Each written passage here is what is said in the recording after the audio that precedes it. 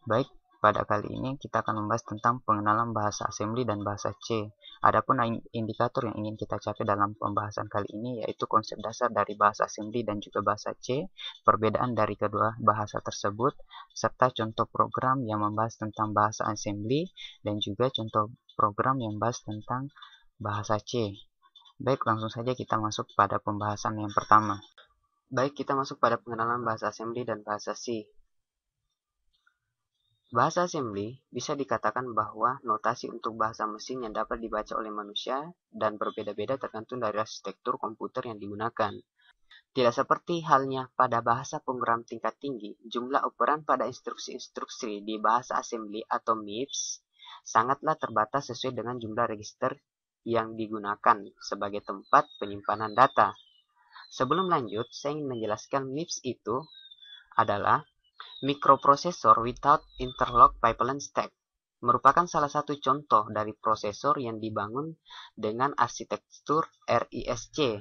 Nah, RISC itu sendiri adalah Reduced Instruction Set Computer, adalah salah satu dari dua jenis arsitektur komputer di mana prosesornya memiliki instruksi-instruksi yang lebih sederhana dan lebih cepat dieksekusi dibandingkan dengan prosesor CISC atau Complex Instruction Set Computer.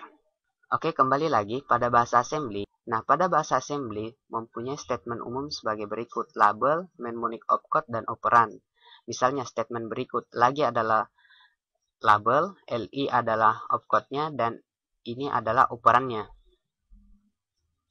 Selanjutnya, ini merupakan ringkasan keluarga dari MIPS. Jadi, semua prosesor di sini dapat berjalan di MIPS.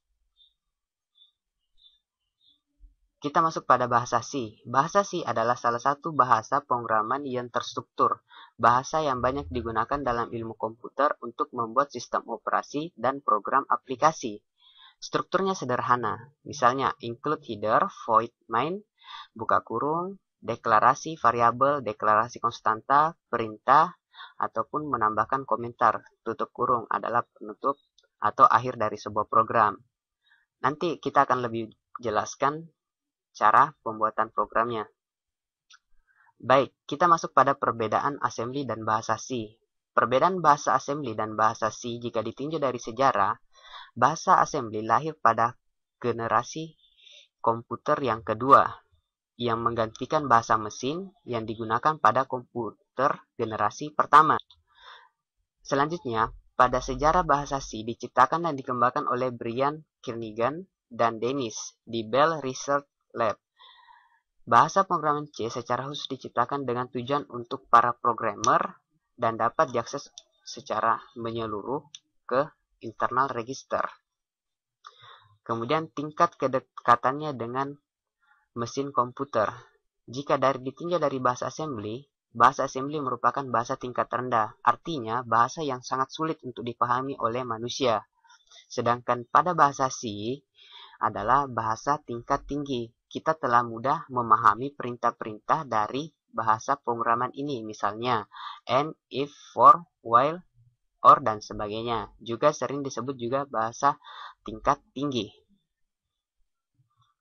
Perbedaan selanjutnya, jika ditinjau dari kelebihan, bahasa assembly memiliki kelebihan ketika dikompil lebih kecil ukurannya, kemudian lebih efisien hemat memori, lebih cepat dieksekusi. Hal ini dikarenakan bahasa assembly telah dekat dengan bahasa mesin. Selanjutnya, pada bahasa C, kelebihannya adalah bahasa mudah dimengerti dan mudah dikoreksi programnya. Kemudian memiliki library dan kemudahan membuat library sendiri sehingga dapat mempersingkat program. Operasi aritmetika tidak sulit. Dalam bahasa C juga sering disisipkan bahasa assembler. Perbedaan selanjutnya adalah perbedaan indikator kekurangan. Pada bahasa assembly memiliki kekurangan yaitu baris program relatif lebih panjang dibandingkan dengan bahasa tingkat tinggi. Relatif lebih sulit untuk dipahami terutama jika jumlah barisnya sudah terlalu banyak.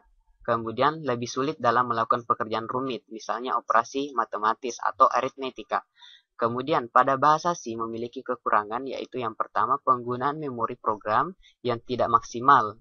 Ada memori yang tidak digunakan pada saat pembuatan program tersebut.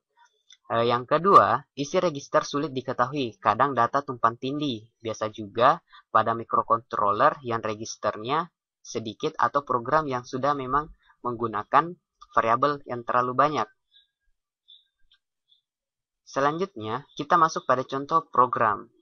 Pada contoh program, di sini saya akan menjelaskan program untuk membuat Hello World, baik di assembly maupun di bahasa C.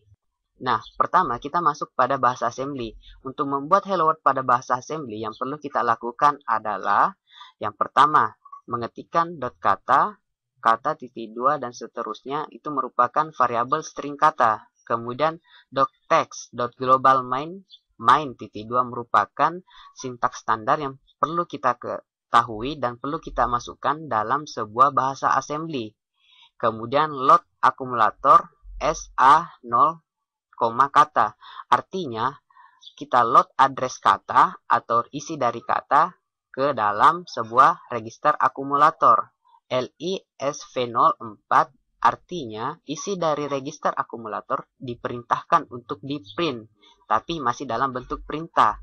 Kemudian string call adalah pemanggilan string hello untuk di print. Kemudian syscall artinya string hello di print atau dicetak dalam sebuah pekerjaan. JSRA merupakan akhir dari program atau pesan yang disampaikan kepada OS bahwa program telah selesai. Selanjutnya kita masuk pada bahasa C. Untuk menampilkan Hello World pada bahasa C, yang perlu kita lakukan adalah include Studio H, file header standar dari sebuah library C. Kemudian include Kunio H, diperlukan atau dianjurkan untuk. Selanjutnya kita masuk pada bahasa C. Untuk menampilkan Hello World pada bahasa C, yang perlu kita ketikkan yaitu yang pertama, hashtag include Studio H, yaitu file header dari sebuah standar library C. Kemudian hashtag include Kunio H diperlukan dipakai pada saat kita memakai atau menggunakan gauge. Integer main artinya fungsi main atau batang tubuh dari program kita pakai. Printf artinya perintah untuk mencetak Hello World, mencetak Hello World. Gauge adalah mempertahankan tampilan layar setelah kita mengeksekusinya. Kemudian return 0 artinya pesan untuk sistem bahwa operasi atau program telah selesai. Untuk lebih jelasnya, saya akan memberikan langsung prakteknya. Baik, untuk meload atau mengeksekusi file assembly, kita perlukan sebuah program assembler. Kali ini saya menggunakan program assembler yaitu PCSPIM. Nah, langsung saja kita buka file assembly. Nah, ini adalah file assembly ditandai dengan file tipe itu .asm. Di sini saya telah mengetikkan program yang tadi. Ini dia programnya. Nah, karena ini sudah kita yakin bahwa programnya, maka kita klik open. Nah, ini merupakan tanda bahwa program yang kita load telah masuk pada program assembler. Selanjutnya kita eksekusi program ini dengan cara klik go.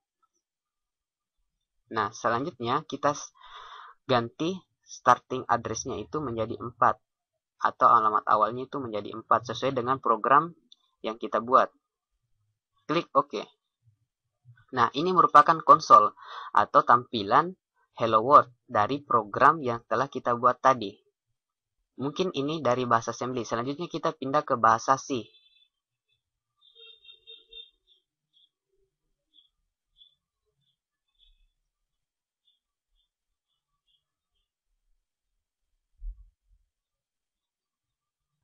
Nah, ini adalah program penampilan Hello World pada bahasa C.